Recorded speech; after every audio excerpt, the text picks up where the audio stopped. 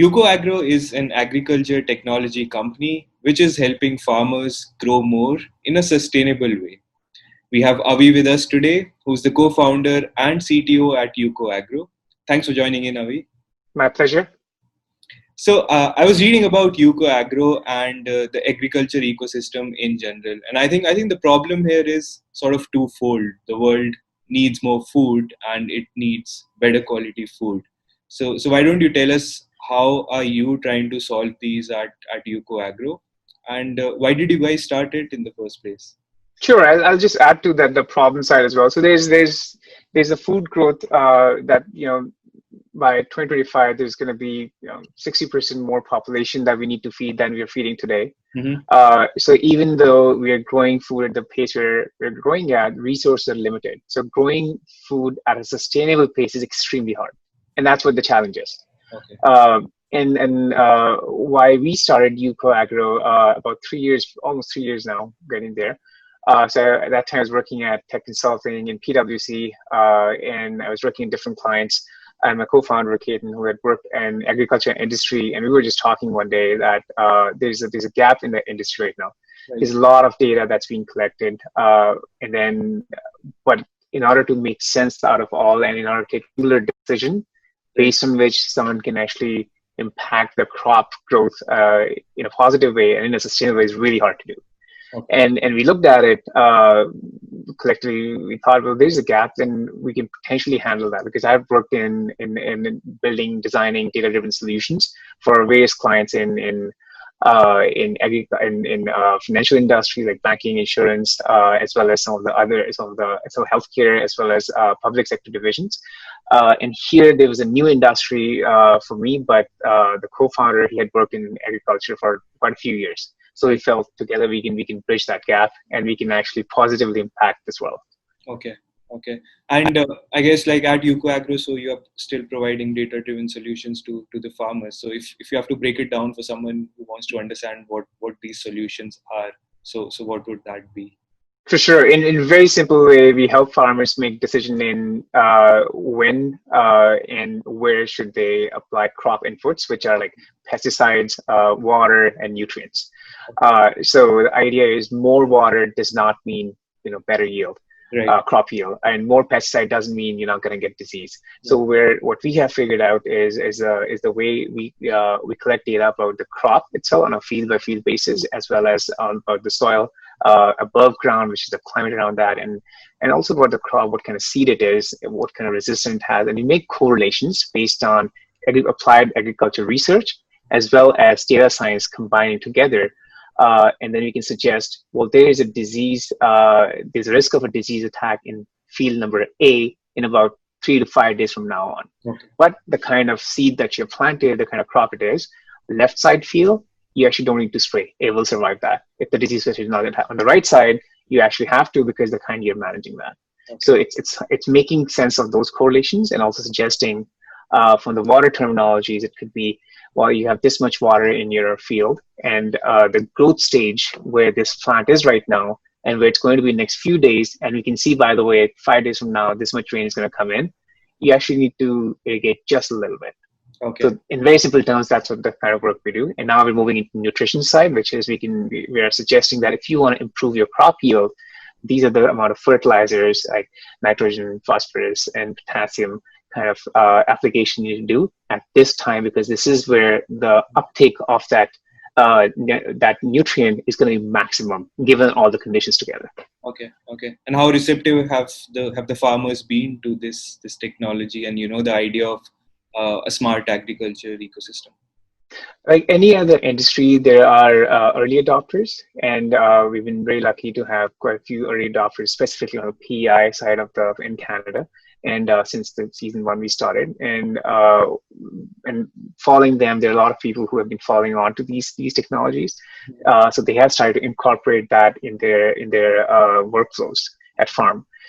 So in a normal farming setting, and because you work in commercial farms, so average farm that you look in, I'll give an example of Manitoba, is about 5,000 to 8,000 acres. It's a massive farm you're talking about. And the way the adoption has been is they'll try on their few fields, they'll see how it works. Does it take a lot of time away from them? Then probably that's not what they're going to use. Right. Even the KPIs are different. Its KPI is not how much time are you spending on this app or this technology. It's more about, does it tell me what to do when, and does it give me a nudge? Now is a good time, go do it. So Right. it's a different KPI altogether. So combining that, farmers have started to adopt these solutions. Still, with that, there's a mindset about data-driven solutions in the agriculture industry, which is taking some time. It will get there. Okay. Okay. And when you started, so did you or Ketan, I assume you would have done that. Did you guys spend time in the fields with the farmers, or are you still doing that to understand the problem better? I mean, we are constantly learning the problems better. I think one thing that I would like to bring up here is, whenever you're building a startup, solutions change over time. Right. They'll evolve. Problems don't. And the better you understand the problem, your solutions are going to evolve. Right. And initially, when we started, what our hypotheses were, from the point we're at today, it's a completely different solution, actually. Okay. And where we see it going, that solution is only evolving. So luckily, Ketan had spent a lot of time in the farm. So I spent quite a lot of time in the farm as well. Anytime we were installing, these IoT devices for which we're collecting data, we're doing it ourselves. The reason is you want to learn. And then we learned what happens on a field. We learned by farmers, tell us what kind of problems are you facing? How do you make your decision making? Right. So then we use design thinking and that approach and kind of mapping it out and prototyping it all. And then based on that, the solution that had been evolving over time. Okay. Okay. And we're still doing that. That's still a process. Okay. Okay. So at Ukko Agro, for the farmers especially, do you guys run any awareness or education campaigns as well?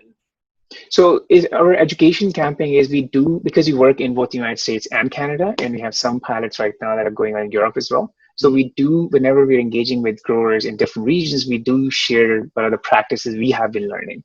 We haven't formally done any education like that. Okay. But through our solutions, I guess one of the comments that we get is people have started to understand how to manage diseases better in their fields. So prior to that, in certain crops, in which there's extensive pesticide applications. So a traditional approach would be they will go apply those pesticides every 5, 7, or 10-day cycles. Which is where they go.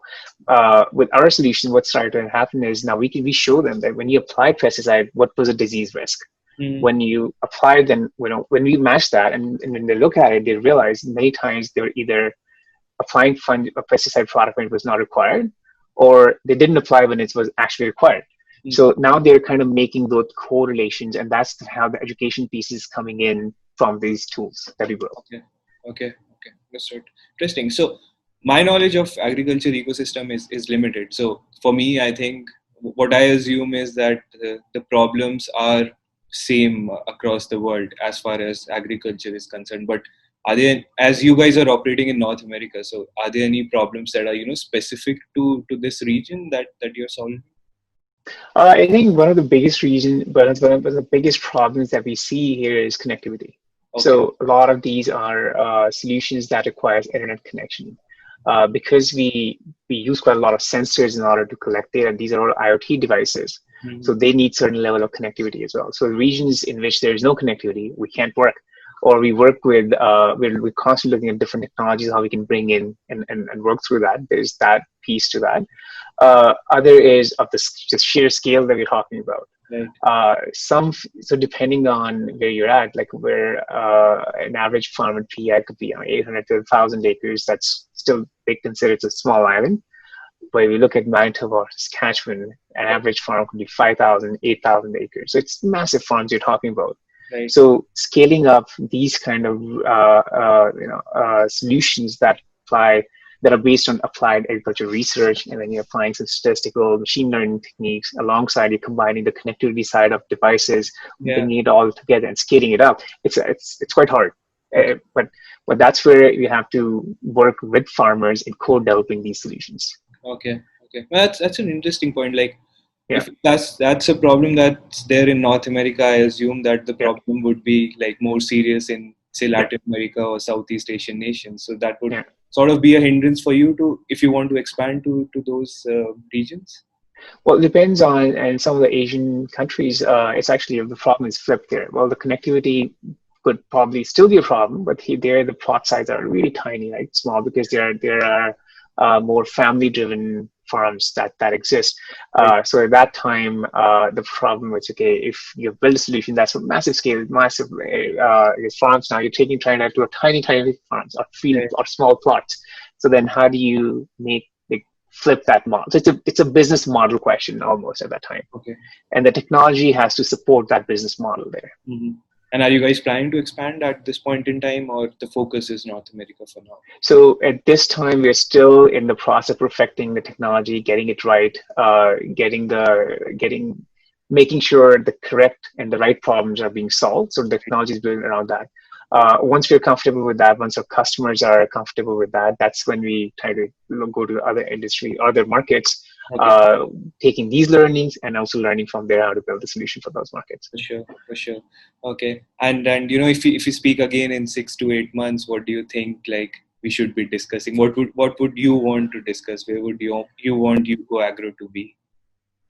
I think our vision is to be in the business of providing a singular decision making for holistic health of crop, Okay. which whether it's from pesticides or water or nutrient, but combining it all, not Mm-hmm. as not as I guess isolated system. There are a lot of tools and technology that do exist in agriculture now, Okay. but the challenge there is they're all collecting data in silo. They don't talk to one another. So Okay. imagine if you have to manage 10 calendars to do one job. It's really hard. That's Right. how farmers are doing. So Okay. our vision here is that can we get them all to come together and provide a singular decision making to farmer? I guess Okay. 6 to 8 months, it'll be a good discussion how far we are at that vision. Okay. Perfect. Perfect. And lastly, Avi, so at Epic, we are also trying to connect with people who can help you on this journey. So, are there any challenges that Ukko Agro is facing? Where you would love to get some help?